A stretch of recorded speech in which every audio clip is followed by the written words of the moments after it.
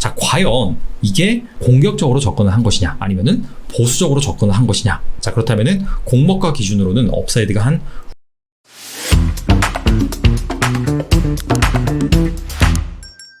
지난주 시장이 상당히 안 좋았음에도 불구하고 대부분의 상장한 공모주들 같은 경우에는 양호한 수익률을 기록을 했습니다. 자, 자연스럽게 다음에 투자자들에게 좋은 수익을 안겨줄 만한 공모주에 대해서 기대가 커지고 있는 상황인데요. 일단 이번 주 같은 경우에는 8월의 마지막 대여 일진 하이솔루스의 청약이 시작이 되죠. 근데 그 다음 주 같은 경우에는 무려 3종목이 청약을 진행을 합니다. 자, 그 중에서 기대되는 종목이 있는데요. 바로 YM택이라는 종목입니다. 이 기업은 ESS, 에너지 저장 시스템이죠. 그리고 전기차, 충전 설비 등 2차 전지용 부품을 만드는 기업이에요. 공모가 기준으로 시가총액을 환산을 해보면 1,100억에서 약 1,400억 정도. 큰 종목은 아닙니다. 공모 규모도 126억 원으로 작고요. 수요 예측일은 8월 25일부터 26일까지, 그리고 청약일은 8월 31일부터 9월 1일까지 진행을 합니다. 이 기업이 2019년에 강소기업 100으로 선정이 됐고요. 작년 같은 경우에는 소부장 기업으로도 선정이 됐습니다. 자, 기술력 이 부분에서 중소기업 벤처부, 정부 이런 데로부터 인정을 받았다라고 볼 수 있는 대목이죠. 자, 근데 이 YM택이 생산하는 2차 전지용 부품 릴레이는 과연 무엇이냐? 회로를 열고 닫아주는 기기, 즉 전기적 스위치다 라고 보시면 되고요. 전자산업에서 기기와 회로의 제어에 핵심 역할을 하는 그런 부품이다 라고 보시면 됩니다. 자, 나름 이 분야가 진입장벽이 있습니다. 대기업에 납품을 하는 협력사입니다. YM택이.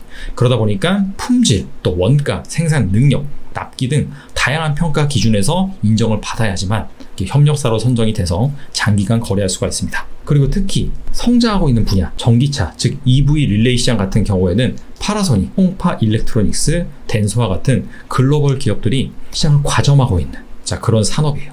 자, 그런 부분을 이 YM택이 점점 국산화를 통해서 점유율을 확대하고 있습니다. 자, 일단 실적을 살펴보면요, 뭔가 좀 들쑥날쑥하죠. 좀 자세히 살펴보면은 이 전기차, ESS도 마찬가지고요.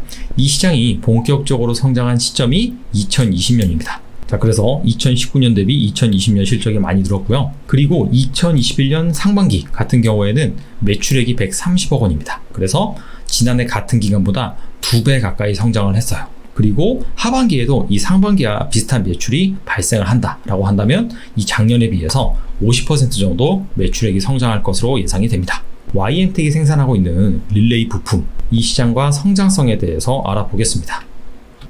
먼저 글로벌 지역별 EV 릴레이 시장 규모 살펴보겠습니다. 2020년 기준으로 11억 달러 정도 시장을 형성을 하고 있고요. 2026년에는 무려 54억 달러 정도로 성장할 것으로 예상이 되고 있어요. 연평균 성장률은 무려 30%입니다. 특히 유럽, 중국을 중심으로 상당히 큰 시장 규모와 성장률이 나타날 것으로 예상이 되고요. 한국 같은 경우에는 유럽이나 중국에 비빌 정도는 아닌데 성장률만큼은 비춰지지는 않습니다. 연평균 30% 정도 성장할 것으로 예상이 됩니다. 이번에는 세계 EV 릴레이 시장 점유율입니다. 앞서 말씀드린 것처럼 파라소닉, 홍파 일렉트로닉스, 덴소가 시장의 64% 정도를 차지하고 있어요. 그리고 나머지 기업들이 여기 자리하고 있고 YM택은 바로 한 이 정도에 속하고 있습니다.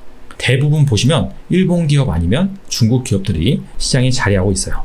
자, 이번에 YM택의 주요 매출처를 살펴보겠습니다. 2018년부터 2021년도 반기 주요 매출처의 매출 비중입니다. 상위 5개 업체 비중이 74%인데 이 부분이 전반적으로 확대가 되고 있습니다.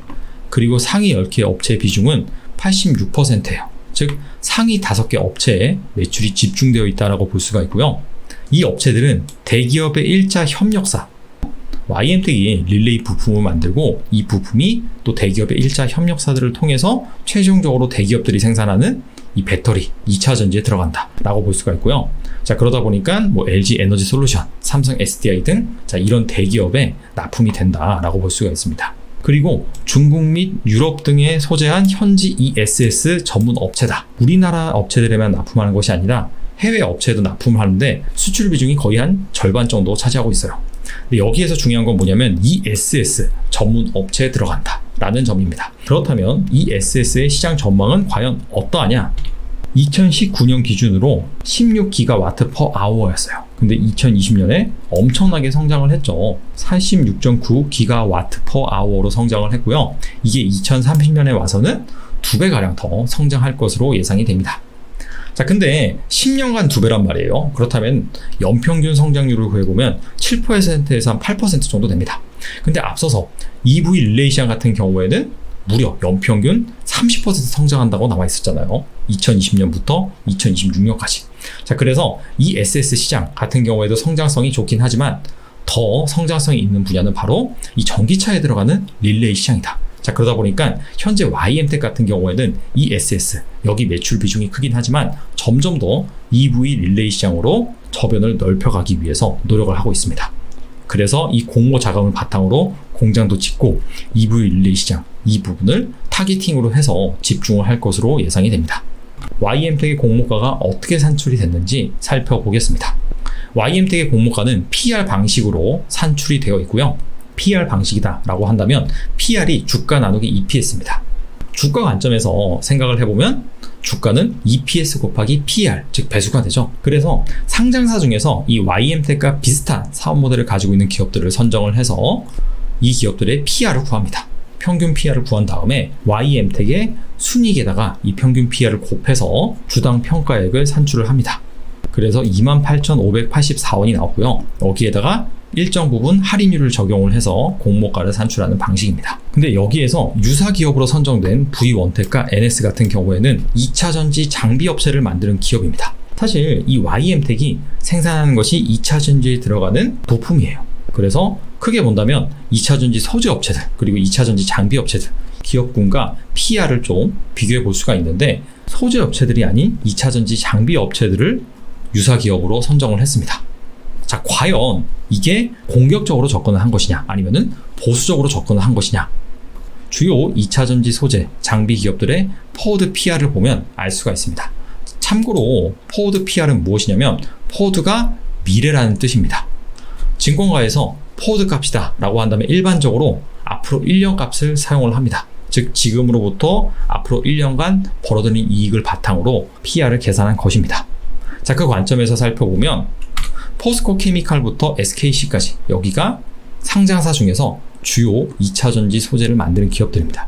이 기업들의 평균 PR이 바로 49.2배입니다. 그리고 이노메트리부터 머닉 P&E까지 이 기업들의 평균 PR이 20.6배예요. 이 기업들은 2차전지 장비를 만드는 기업들입니다. 자, 그래서 만약에 YM텍이 공모가를 부풀리고 싶다라고 한다면 2차전지 장비 업체들보단 2차전지 소재 업체들을 유사 기업으로 선정하는 것이 낫습니다. 자, 근데 그러지 않고 2차전지 장비 업체들을 유사 기업으로 선정함으로써 약간 좀 보수적으로 공모가를 산출하지 않았나 생각을 해봅니다. 자, 그렇다면 YM텍 가치를 산정함에 있어서 적용되는 실제 적정 PR은 과연 얼마 정도가 합당을 할까요? 아마 YM텍의 성장성을 높이 평가하는 분들 같은 경우에는 이 소재 업체들 PR에 가깝다라고 생각을 할 것이고요. 아니다, YM텍을 좀 보수적으로 보는 투자자 같은 경우에는 이 장비 업체들의 PR에 가깝다라고 생각을 할 거예요. 자, 그래서 소재 업체와 장비 업체들의 PR 딱 중간 수준을 반영한다라고 한다면 PR이 34.9배로 산출이 됩니다. 이 수준은 장비 업체들의 PR 기준으로 70% 정도 할증이 된 것입니다. 자, 그렇다면 34.9배 이거를 YM텍의 가치를 산출하는 데 있어서 그대로 적용을 해주면 될까요? 그대로 적용을 해주면 안 됩니다. 왜냐하면은 YM텍의 공모가 산정 방식에 들어간 순이익 같은 경우에는 2021년 1분기 연한산 기준 순이익입니다. 근데 우리가 앞서 살펴본 포워드 PR 같은 경우에는 2021년 1분기 연한산 순이익이 아니라 지금으로부터 1년간 벌어들일 것으로 예상이 되는, 즉 미래 순이익이었어요. 그렇기 때문에 이 순이익의 적용 시점이 다르기 때문에 이 배수를 그대로 적용시킬 수는 없어요. 하지만 우리가 앞서서 소재 업체들과 장비 업체들의 중간 정도 이 PR이 적당할 것이다 라고 가정을 했잖아요.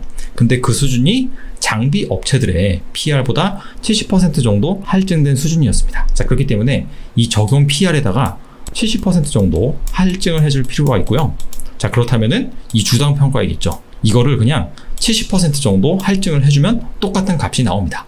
자, 그래서 산출한 YM텍의 주가는 49,000원 정도로 나와요. 자, 그래서 이 공모가와 비교를 하면은 한 90% 정도 업사이드가 나오게 됩니다. 그래서 정리를 해보겠습니다. YM택은 현재 ESS 매출 비중이 높습니다. 향후 EV 릴레이 시장, 자, 여기에서 점유율 확대가 상당히 중요할 것으로 생각이 돼요.